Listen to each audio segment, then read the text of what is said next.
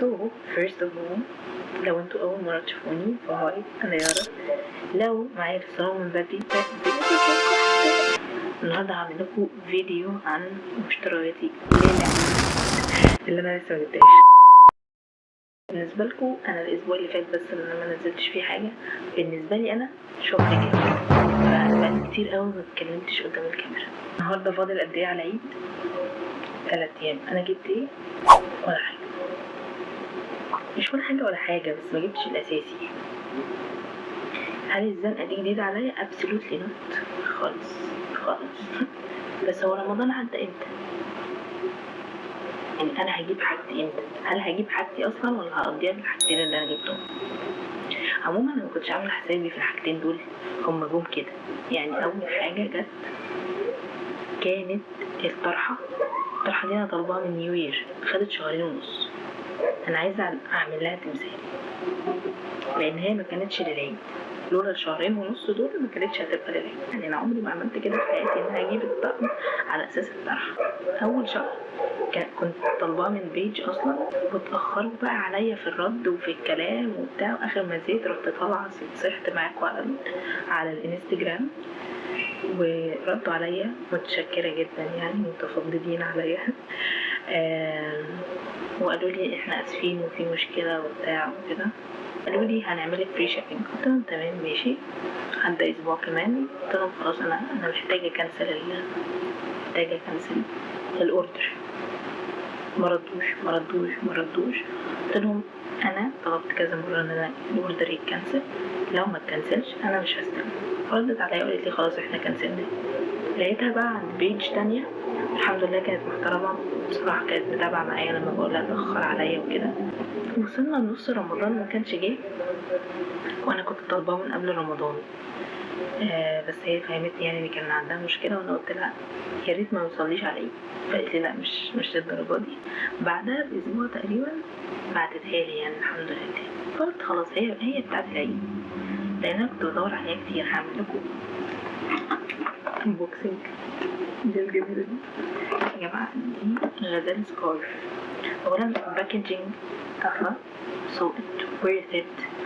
ثانيا بقى الطرحه نفسها ريحتها حلوه، يعني هي رش عليها حاجه ما اعرفش ايه بس ريحتها حلوه جدا.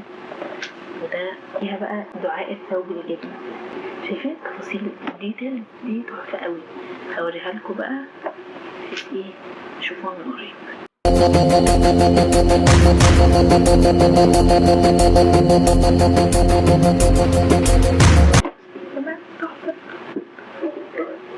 في حاجه اخرى وهي الشنطه بقى. يا جماعه الشنطه دي برضو ما كانش معمول حسابها اصلا ولا كانت في مخططاتي. انا طلع لي اعلان كده بالصدفه وكان شكلها حلو قوي. انا كنت داخله اجيب اصلا حاجات جينز من عندهم شنطه كروس باك كده جينز، بس دي لفتت نظري لانها ما عنديش حاجه كده. انا عندي معظم الشنط بتاعتي يا اما كروس باك يا اما اللي هي شبه الباك دي عارفينها. فقلت ايه اخش كده على الويب سايت واشوف، لقيتهم عاملين اوفر حلو قوي، انه كانوا عاملين شيبينج فري وكانوا منزلين في سعرها جامد. ف قلت يلا بينا جدا، يلا بينا. لان اولا انا ما عنديش حاجه لا اللون ده، يعني انا ماليش في الكلاسيك قوي، بس هي it has a personality، يعني الديزاين بتاعها حلو عجبني وما عنديش اللون ده. فقلت why not، يلا بينا جدا. مع اني كانت عجباني الجينز قوي، بس قلت الجينز مور كاجوال وهتمشي مع كل حاجه، بس انا نفسي في حاجه كده، مش عايزه حاجه كروس، مع انها جايه برضو ان هي تلبس كروس، بس انا عايزه امسكها. لما بيمسكوا الشنطه كده بتبقى اشيك، بس اكيد هتتمسك كده، يعني مش همشي بيها كده في الشارع، مش راح السوق، بس انا بحسها اشيك بصراحه، مش عارفه. ده حاليا اللي انا جبته لحد دلوقتي. هنزل امتى تاني انا مش عارفه، هنزل بكره ولا لا. نزل المفروض الباترن اللي انا المفروض هتبعه يعني يا باتري يلو بحيث يليق مع يعني الحاجات اللي تليق مع البني، يا باتري يلو يا اما اوليف جرين. هبقى في الامان. لو الفيديو ده نزل I'm sure ان انا هكون جبت الحاجه، فهنتقل بقى لبقيه الفيديو. نفس اليوم اللي انا كنت بصور لكم فيه ده نزلت جبت معظم الحاجات بتاعتي. زي ما قلت لكم كنت بدور على حاجه باتري يلو او اوليف جرين. انا لقيت الالوان يا جماعه بس الستايلز كلها مش زي اللي في دماغي او مش زي اللي انا حباه، فكنسلت الفكره. بس جبت حاجه يعني تكون فاتحه قريبه للون الطرحه يعني عشان ما نبهدلش الدنيا يعني، لان احنا كنا خلاص بابا كان بيقول لي كنسلي فكره الطرحه هاتي اي حاجه ونجيب طرحه تانية، ولا اللي هو الشهرين ونص مش هيروحوا عبر. Excuse me, 뭐라고? مصممة على رأيي، بس لو فضلنا كده مكنتش هجيب أي حاجة بجد، لأن أنا كنت عايزة أجيب كارديجان بأي لون من اللونين بالذات الباتري يلو. ملقتش، ولما لقيت حاجة زي كده بس لا فقلت يعني أشوف ستايل تاني. لقيت فيه كارديجان بس ملقتش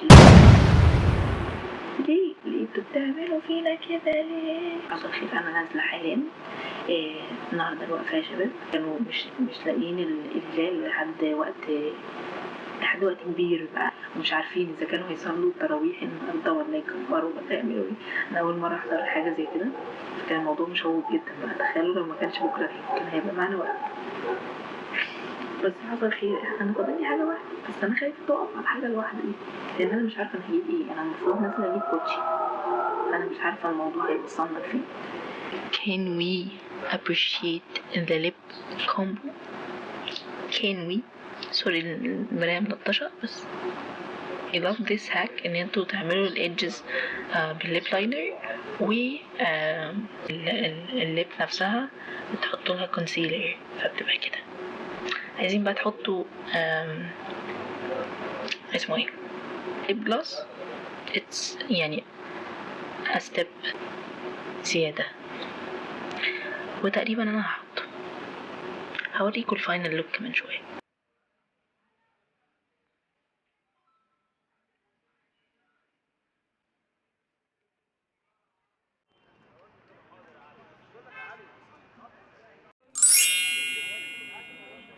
انا جيت جبلت ما جيتش بايدي فاضية، الحمد لله ما جيتش بايدي فاضية. ما كنتش متوقعة ان انا هجيب حاجة ان انا نلف نفس اللف.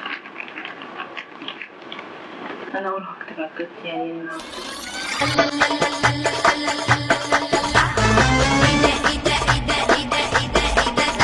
اعتقدش ان انا هعمل لكم ستايلينج في نفس اليوم النهارده يعني، ممكن على يوم العيد بقى. خلوني اوريهولكم عشان ايه يا جماعه انام فين. You are not ready، لان انا كنت عايزه اجيب حاجه زي كده من زمان، كل اللي بلاقيه جلد ومش عاجبني، ولقيت دي وعجبتني جدا جدا جدا، والالوان بتاعتها خطيره. Tell me this is not a cute one. بس لقد وقع الاختيار على هذه الشوز يا شباب. I can't wait to style it with you. Yes, that was it for today. Hope you enjoyed watching it. بس هشوفكم في الستايلينج فيديو على طول. الديتيلز هنا في زي خط كده في دي شيب نفس شكل الجاكيت، فعشان كده عجبني. التانية اللي تحت دي المفروض ما كانتش في البنطلون، بس الراجل عملها لي لان انا كنت عايزاها، كانت في بنطلون تاني والبنطلون التاني كان واسع علي، فالراجل قال لي هعملها لك. هقول لا مش عارفه اعمل الميك اب الاول ولا اجازم، بس غالبا هيكون الميك اب. بكلمكم في منتصف الميك اب، قربت اخلص. هنعمل بس السيجنتشر الليب بتاعتي عشان ايه، او خليها في الانجليزي عشان اخلص. انا كده حطيت الليب لاينر وقلت بس كونسيلر وايه ده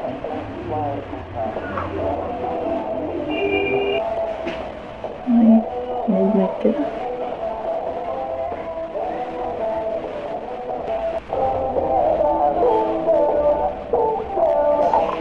lip gloss بتاعي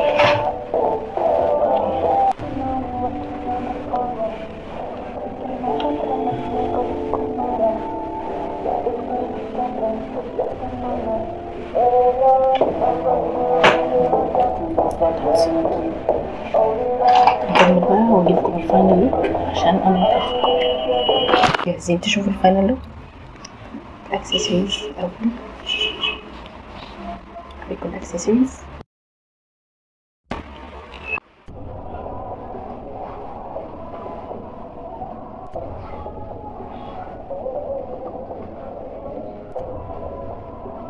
tell me ان انتوا خلصتوا الكي دراما بتاعت The Art of Zora، وده tell me ان انتوا خلصتوا الكي دراما بتاعت The Art of Zora.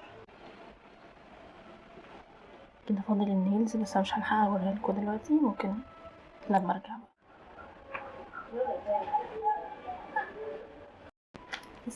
That was our video for today. مش قصدي تعملوا لايك وشير وسبسكرايب عشان يوصلكوا كل جديد.